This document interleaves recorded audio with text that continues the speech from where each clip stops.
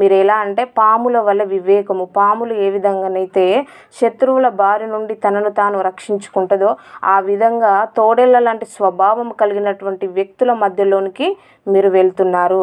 So కాబట్టి వాళ్ళ యొక్క స్వభావము చాలా భయంకరమైన స్వభావము కనుక ఓకే సిస్టర్.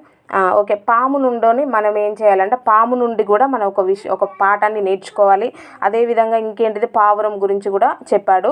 పాములు ఏ విధంగానైతే శత్రువుల బారి నుండి తనను తాను రక్షించడం కోసమో అవి ఏ విధంగానైతే ఒక వివేకాన్ని కలిగి అంటే మనకి బైబిల్లో మనము అంటే వివేకము గురించి మనం నేర్చుకోవాలి. మరి ముఖ్యంగా ఏంటంటే దీంట్లో ఈ యొక్క వచనంలో వివేకము ఎలా అంటే వివేకం అంటే బైబిల్ దానికి నిర్వచనం ఏం చెప్తుంది, దానికి డెఫినేషన్ బైబిల్ ఏం చెప్తుంది, మన జీవితానికి దాన్ని ఎలా అప్లై చేసుకోవాలి, మన జీవితంలో దాన్ని ఎలా నిరూపించాలి అనేది మనము దీని నుండి నేర్చుకోవాలి. ఓకేనా. యోబు గ్రంథము 28వ అధ్యాయము 28వ వచనము ప్రేరేపించబడిన వాళ్ళు ఎవరైనా ఒకరు చదవండి. యోబు గ్రంథము 28వ అధ్యాయము 28వ వచనం. ఓకేనా, చాలు. నీ ఉపదేశము వలన నాకు వివేకము కలిగెను, తప్పు మార్గములన్నీ నాకు అసహ్యము లాయను. మనకి వివేకం ఎలా వస్తుంది? వివేకం ఎలా వస్తుంది అంటే దేవుని యొక్క వాక్యము వలన. ఉపదేశం అంటే ఏంటిది? దేవుని యొక్క వాక్యం. సో కాబట్టి మనం వాక్యాన్ని నేర్చుకోవడం వలన, వాక్యాన్ని వినడం వలన మనకేమొస్తుందంటే వివేకం వస్తుంది. వివేకం వచ్చినప్పుడు ఏదైతే తప్పు మార్గాలు అయితే ఉన్నాయో అంటే మనకి దుష్టునికి సంబంధించినటువంటి మార్గాలు ఏవైతే ఉన్నాయో ఆ మార్గంలోనికి మనం వెళ్ళకుండా ఆటోమేటిక్గా మనలో వాక్యం ఉన్నప్పుడు మనలో పరిశుద్ధాత్ముడు వర్క్ చేస్తూ ఉంటాడు కనుక పరిశుద్ధాత్ముడు మనలో వర్క్ చేసినప్పుడు ఆ యొక్క తప్పు ఏంటిది, రైట్ ఏంటిదో మనకు తెలుస్తుంది. మరి ముఖ్యంగా మనకు వాక్యం తెలియాలి, పరిశుద్ధాత్ముని యొక్క వర్క్ మనలో ఉండాలి. ఈ రెండు కనుక మనలో ఉన్నట్లయితే మనము తప్పు త్రోవలో వెళ్ళేటువంటి అవకాశము లేదు. తప్పు త్రోవలో వెళ్ళేటువంటి అవకాశం అంటే వెళ్ళలేము కనుక దుష్టత్వం ఆటోమేటిక్గా మనలో ఉండదు, అది రాదు కూడా. ద్వితీయోపదేశ ఖండంలో కూడా ఇంకొక మాట ఉంటుంది, చదవండి ఎవరైనా. 4వ అధ్యాయము 6వ వచనము. నీ కట్టడలన్నింటినీ చూచి నిశ్చయంగా ఈ గొప్ప జనమును ఓకేనా, చాలు. మీ దేవుడైన యెహోవాను 4వ వచనం నుండి 6వ వచనం నుండి ప్రతి ఒక్కరు కూడా చూడండి. ఈ కట్టడలన్నిటినీ మీరు గైకొని అనుసరింపవలెను, వాటిని గూర్చి విను జనముల దృష్టికి అదే మీకు జ్ఞానము, అదే మీకు వివేకము. ఏంటిది వివేకము అంటే మరలా ఇంకోటి దేవుని యొక్క వాక్యం అన్న ఉపదేశం అన్నా దేవుని యొక్క వాక్యం అన్నా ఒకటే. దాన్ని ఇక్కడ దేవుడు పాత నిబంధన గ్రంథంలో చూస్తే మనకి ఏంటంటే కట్టడాలు అంటే దేవుడు వారికి పాత నిబంధన కాలంలో ఇజ్రాయేల్ ప్రజలు ఎవరైతే ఉన్నారో వారికి దేవుడు కొన్ని ఆజ్ఞలను ఇచ్చాడు. అవన్నీ కూడా ఏంటంటే వాళ్ళు పాటిస్తే అదే వాళ్ళకు జ్ఞానము. ఎప్పుడైతే దేవుని ఒక వాక్యానుసారంగా వాళ్ళు జీవిస్తారో ఆటోమేటిక్గా ఏంటంటే వివేకము వాళ్ళలో ఉంటుంది కనుక వాళ్ళు ఏంటంటే సరి అయిన మార్గంలో నడిపించబడతారు.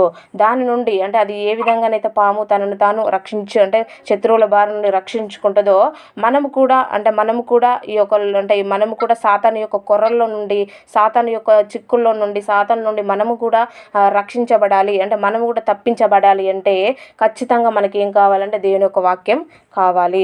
దేవుని యొక్క వాక్యం మనలో ఉన్నప్పుడు ఏమవుతుంది అంటే ఆటోమేటిక్గా సాతాను యొక్క తలంపులను మనము నెరవేర్చలేము.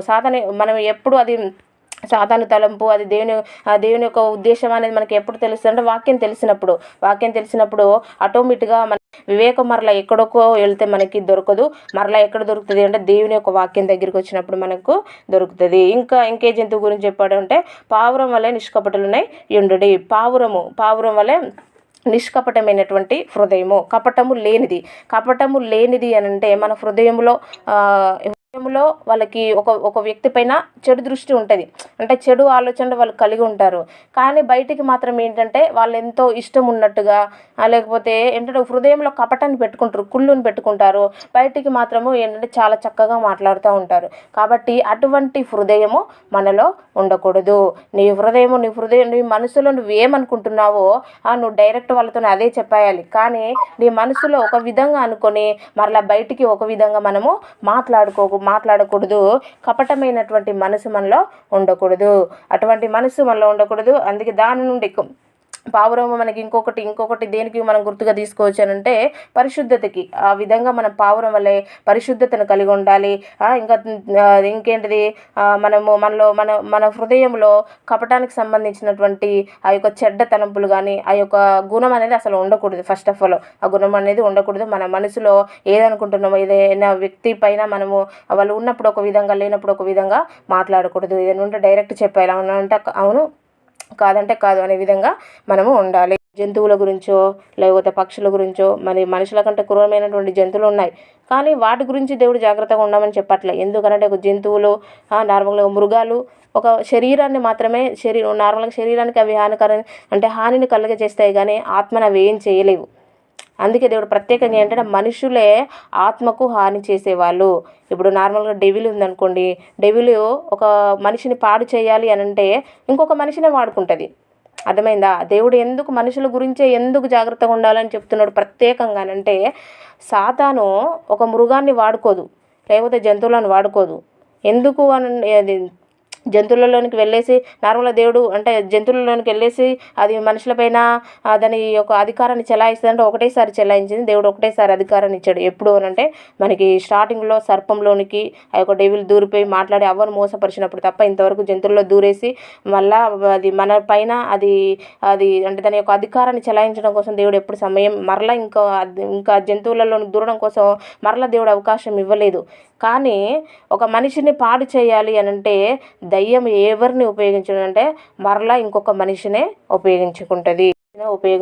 కాబట్టి మీరు ఎవరిని గురించి జాగ్రత్తగా ఉండాలి అని అంటే మనుషుల గురించే జాగ్రత్తగా ఉండాలి. లేకపోతే సంఘాన్ని మొత్తం పాడు చేయాలి అనుకున్నది అనుకో దయ్యం, నార్మల్గా ఇలా దానికి తక్కువ సమయంలో ఎక్కువ మందిని పాడు చేయాలంటే మూవీస్ తీసుకొచ్చింది. మూవీస్ రంగంలో మనకి ఒక 3 hours మూవీలో ఒక 3,000 మంది కూర్చొని మూవీ చూసారనుకో, ఆ 3,000 మందిలో అది ఏంటి భయంకరమైన శరీరాశ నేత్రాశ మూవీలో ఉండేది ఏంటిది, శరీరాశ నేత్రాశ జీవోడంబము, అవన్నీ ఖచ్చితంగా ఎవరైతే మూవీ చూస్తారో ఖచ్చితంగా వారిలో అటువంటి ఆలోచనలు కలిగి అంటే వచ్చేస్తాయి ఆటోమేటిక్గా. వాళ్ళు మంచిని గ్రహించాలని చూసినా కూడా దాంట్లో ఏంటిదంటే చెడునే ఎక్కువగా ఆకర్షితమై పోతారు. కాబట్టి తక్కువ సమయంలో ఎక్కువ మందిని పాడు చేయాలంటే డెవిల్ ఉపయోగించేటువంటి ఇంకొక ఆయుధం ఏంటంటే బోధన చేంజ్ చేస్తుంది. ఫస్ట్ది ఏంటిది, సమాజాన్ని పాడు చేయడం కోసము, రక్షణలోనికి రాని వాళ్ళని పాడు చేయడం కోసము మూవీ హాల్స్ని ఉపయోగించుకుంటుంది. రక్షణలోనికి వచ్చిన వాళ్ళని పాడు చేయాలంటే బోధన చేంజ్ చేసింది. ఇప్పుడు ఈ బోధన చేంజ్ చేసింది అనుకోండి, ఆ బోధలో ఎంత అసలు ఉంటారో వాళ్ళందరూ కూడా ఏంటిది ఆ బోధన బట్టి తప్పుడు త్రోవలలో వాళ్ళు కూడా వెళ్తారు. కాబట్టి ఒకటేసారి ఎంతమందిని ఆ సంఘంలో 1000 మంది ఉంటే 1000 మందిని, 500 మంది ఉంటే 500 మందిని, లేదా 2000 మంది ఉంటే 2000 అలా ఎంతమంది ఉంటే అంతమందిని అదేం చేస్తుందంటే పాడు చేసేటువంటి అవకాశము ఉన్నది. సో కాబట్టి మనుషుల గురించి జాగ్రత్తగా మీరు, అందుకే దేవుడు ప్రత్యేకంగా చెప్తున్నటువంటి మాట ఏంటంటే మీరు మనుషుల గురించే మరి ముఖ్యంగా జాగ్రత్తగా ఉండాలి అనేసి మనకి ఒక 17వ వచనంలో చెప్తున్నాడు. ఇంకా కింద చూడండి, వారు మిమ్మల్ని మహాసభలకు అప్పగించి తమ సమాజ మందిరంలో మిమ్మల్ని కొరడాలతో కొట్టింతురు. వీరికి అన్యజనులకు సాక్షార్థమై వారి నిమిత్తము మీరు అధిపతుల యుద్ధకును రాజుల యుద్ధకును తేబడుదురు. వారు మిమ్మల్ని అప్పగించినప్పుడు ఎలాగో మాట్లాడదాము, ఏమి చెప్పదని చింతింపకూడదు. మీరేమి చెప్పవాలని అది ఆ గడియలోనే మీకు అనుగ్రహింపబడును. ఎందుకు అని అంటే మీలో ఉన్నటువంటి శక్తి నార్మల్, నేను మీకు ఇచ్చినటువంటి శక్తి ఏంటో తెలుసా, పరిశుద్ధాత్ముడు మీలో ఉన్నప్పుడు మీరు అక్కడికి వెళ్ళేసి ఏం మాట్లాడాలని ఆలోచించాల్సినటువంటి అవసరం లేదు. అక్కడ ఏమి మాట్లాడాలో ఆ టైంకి పరిశుద్ధాత్ముడు మీలో ఉంటాడు కనుక పరిశుద్ధాత్ముడే మాట్లాడేసి మిమ్మల్ని నడిపిస్తాడు. కనుక మీలో పరిశుద్ధాత్ముడిని, మీలో ఈ లోకాన్ని సృష్టించినటువంటి ఒక సర్వ ప్రపంచాన్ని కలుగజేసినటువంటి మహాశక్తిని మీలో పెట్టుకొని మీరు భయపడడం ఎందుకో, మీరు భయపడాల్సినటువంటి అవసరం లేదు అనే విధంగా ఇక్కడ చెప్తున్నాడు. మరలా ఒకసారి చూడండి, 19వ వచనం చదవండి ఎవరైనా.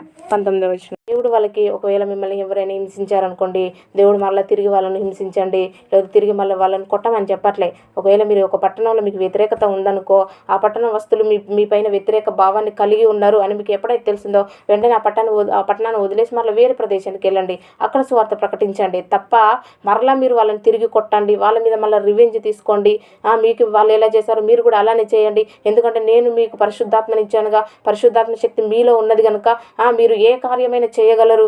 మీరు ఒకవేళ ఆ వ్యక్తిని చంపాలనుకుంటే ఈజీగా చంపగలరు అని దేవుడు చెప్పట్లే. మీకు ఒకవేళ అక్కడ వ్యతిరేకతలు ఉందనుకో, ఆ ప్రదేశాన్ని వదిలిపెట్టండి, వేరే ప్రదేశానికి వెళ్ళి స్వార్థను ప్రకటించండి. అక్కడ కూడా ఒకవేళ మీకు హానికరంగా అనిపించిందనుకో, ఆ ప్రదేశాన్ని కూడా వదిలిపెట్టేసి వేరే ప్రదేశానికి వెళ్ళండి అనేసి చెప్పాడు. కానీ మరలా వాళ్ళపైన తిరిగి కొట్టండి అనే విధంగా మనకి దేవుడు ఎక్కడ కూడా చెప్పలేదు. మనకి 16వ వచనం నుండి 23 వచనాలకి వరకు మనం చాలా కొన్ని విషయాలు మనం నేర్చుకోవాలి. పాము నుండి మన వివేకాన్ని నేర్చుకోవాలి. పావురం నుండి మనము ఒక మంచి పరిశుద్ధమైన జీవితాన్ని కలిగి ఉండడం నేర్చుకోవాలి.